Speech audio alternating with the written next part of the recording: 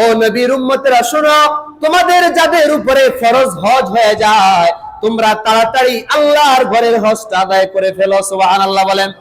4 number কথা হলো, সামর্থ্য থাকা সত্ত্বেও যদি কেউ 1 বছর হজ না করে, 2 বছর হজ না করে, 3 নাম্বার বছরে হজ না করে, 4 নাম্বার বছরে হজ না করে, 5 নাম্বার বছরে হজ না করে, যদি তার জীবন থেকে 5টা বছর চলে যায়, তাহলে আল্লাহ রাব্বুল আলামিন কি ধমক দিয়েছেন খেয়াল করে শুনেন।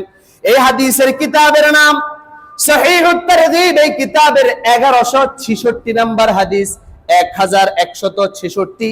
বর্ণনাকারী হলেন হযরতে আবু সাঈদ খুদরি রাদিয়াল্লাহু তাআলা عن أبي سعيد الخدري رضي الله تعالى عنه قال قال رسول الله صلى الله عليه وسلم قال الله تعالى سبحان الله বলেন। হযরত আবু সাঈদ বলেন নবী আলাইহিস সালাম বলেছেন, আল্লাহ পাক বলেন। মানে হলো হাদিসটা হলো হাদিসে কুদসি। এই হাদিসটা নবী বলেন নাই, বরং সরাসরি আল্লাহ পাক বর্ণনা করেছেন। সুবহানাল্লাহ। আল্লাহ রাব্বুল আলামিন ডাক দিয়া বলেন, قال الله تعالى إن عبدا قد صححت له جسمه। আমার একটা বান্দা আমি আল্লাহ তার শরীরকে সুস্থ রাখলাম, কোনো রোগ দেই নাই। আল্লাহ রাব্বুল আলামিন বলেন, আমি আল্লাহ মায়া করে তাকে সুস্থ একটা শরীর দান করলাম। ওয়া ওয়াসাতু লাহু ফিল মাঈশা। আমি আল্লাহ তার সুন্দর জীবন যাপন করার মতো সামর্থ্য দান করলাম। আল্লাহ রাব্বুল আলামিন বলেন, ইয়ামদি আলাইহি খামসাতু আওয়াম। কিন্তু আমার ওই বান্দার উপরে 5 বছর অতিবাহিত হয়ে যায়। লা ইয়াফিদু ইলাইয়া। কিন্তু ওই বান্দা আমি আল্লাহকে পাওয়ার জন্য আমি আল্লাহর ঘরের হজ করতে আমার কাছে আসে না। আল্লাহ বলেন লা মাহরুম। ওই ব্যক্তিটা আমি আল্লাহর রহমত থেকে বঞ্চিত হয়ে যাবে। নাউজুবিল্লাহ বলেন।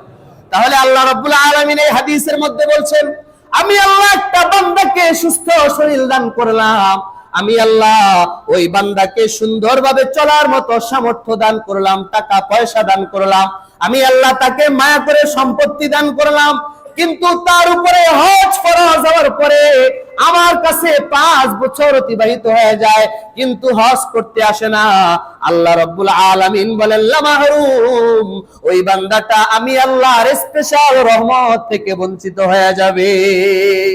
একটু বলেন তো, আমরা কি আল্লাহর রহমত থেকে বঞ্চিত হতে চাই? বাইতুল্লাহর উসিলায়, কাবা ঘরের উসিলায় তার আশেপাশের বহু জায়গাকে আল্লাহ সম্মানিত বানায় দিয়েছেন। জোর বলেন না সুবহানাল্লাহ। আমরা যেটাকে বলি হেরেম শরীফ, হেরেম মানে হলো সম্মানিত জায়গা।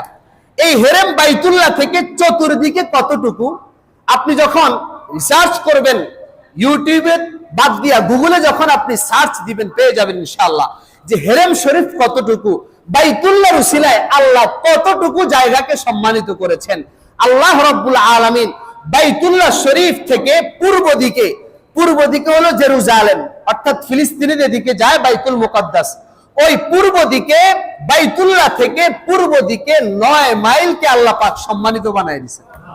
কত মাইল জায়গা? 9 মাইল জায়গাকে আল্লাহ বাইতুল্লাহর উসিলায় পূর্ব দিকে সম্মানিত বানাইলেন।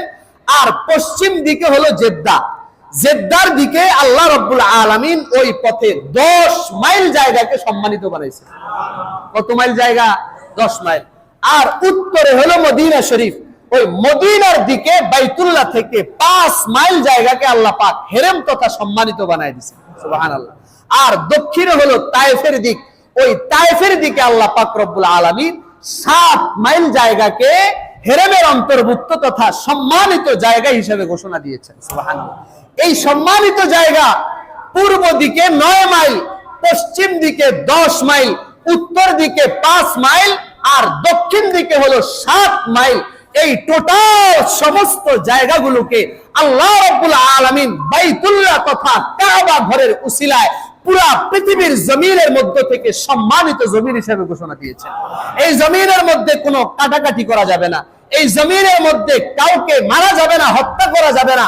এই হেরেমের জায়গা সম্মানিত জায়গার কোনো ঘাস কাটা যাবে না, কোনো প্রাণীকে শিকার করা যাবে না, এই সম্মানিত জায়গায় কোনো কিছু কাটাও যাবে না। আল্লাহ রাব্বুল আলামিন এই জায়গাকে এত সম্মান দান করেছেন। সুবহানাল্লাহ। বলেন তো এই সম্মানটা কার উসিলায় দান করছেন? বাইতুল্লাহর উসিলায়, কার উসিলায়? বাইতুল্লাহর উসিলায়, আল্লাহর ঘরের উসিলায়। বাইতুল্লাহটা দামি হয়েছে আল্লাহর ঘর হওয়ার কারণে। আল্লাহ যেমন দামি, আল্লাহর ঘরও তেমন দামি। আল্লাহর ঘরের সাথে যারা সম্পর্ক রাখবে তারাও দামি হয়ে যাবে। সুবহানাল্লাহ। সুতরাং বাইতুল্লাহ জিয়ারতের জন্য প্রস্তুত আছি তো ইনশাআল্লাহ? সবার দিলের ভিতরে কামনা রাখতে হবে এবং আল্লাহর কাছে নামাজের পরে হাত তুলে দোয়া করতে হবে, তাহাজ্জুদে উঠে দোয়া করতে হবে। বাইতুল্লাহ জিয়ারত শুধু টাকা পয়সা থাকলেই করা যায় না, আল্লাহ পাক কবুল করা লাগে, আল্লাহর দরবারে কবুল হওয়া লাগে। যদি আপনার কাছে কোনো টাকাও না থাকে, এক পয়সা ব্যাংক ব্যালেন্সও আপনার নাই, কিন্তু আল্লাহর কাছে দোয়া করে হজ আপনি বাজেট করিয়ে নিয়েছেন, ইনশাআল্লাহ আল্লাহর কসম খাওয়া বলি, এক পয়সা লাগবে না। আল্লাহর দরবারে কবুল হয়ে গেলে আল্লাহ অটোমেটিক কুদরতি ভাবে আপনাকে হজে নিয়ে যাবেন। সুবহানাল্লাহ। এই জন্য দোয়া করা, আল্লাহর কাছে চাওয়া, নবীজির উপরে বেশি বেশি দুরূদ শরীফ পাঠ করা, নবীর রওজা জিয়ারতের কামনা অন্তরে রাখা, আল্লাহর কাছে সব সময় দোয়া করা, আল্লাহ ইন্তেকালের আগে অন্তত একবার হলেও আপনার ঘরটা এবং আপনার প্রিয় হাবিবের রওজাটা জিয়ারতের তৌফিক দান করিয়েন। পার্বতী ইনশাআল্লাহ। আল্লাহ রাব্বুল আলামিন আমাদের সকলকে বাইতুল্লাহর মুহাব্বত অন্তরে নিয়ে, প্রিয় নবীজির রওজার মুহাব্বত অন্তরে নিয়ে আল্লাহর পক্ষ থেকে বাইতুল্লাহর জিয়ারত, নবীর রওজার জিয়ারত বাজেট করিয়ে নেওয়ার তৌফিক দান